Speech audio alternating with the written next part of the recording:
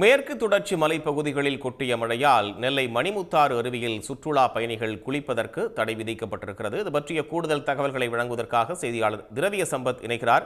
சுற்றுலா பயணிகளுக்கு என்னென்ன அறிவுறுத்தல்கள் வழங்கப்பட்டிருக்கு திரவிய சம்பத்?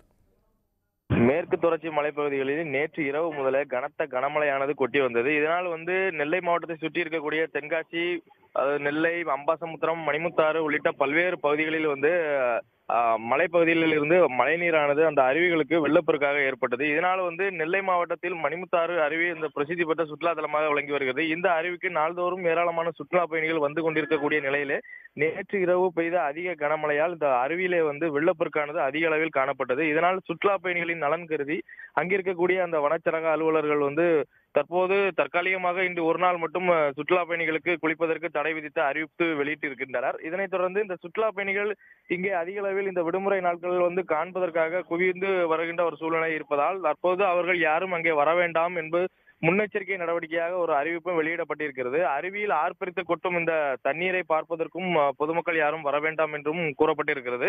இந்த நிலையில இந்த மழை நீரானது தற்பொழுதும் அதிக அளவில் மலைப்பகுதிகளாக இருக்கக்கூடிய காக்காட்சி, நாலுமுக்கு, ஊத்து உள்ளிட்ட பகுதிகளிலும் மழையானது அதிக அளவில் மழைப்பொழிவானது பதிவாகி இருக்கக்கூடிய ஒரு சூழ்நிலை இருக்கிறது. இதனாலும் மேற்கு தொடர்ச்சி மலைப்பகுதியில் இருக்கக்கூடிய அருவிகளில் பல்வேறு பகுதிகளில் வெள்ளப்பெருக்கு ஏற்பட்டிருக்கிறது.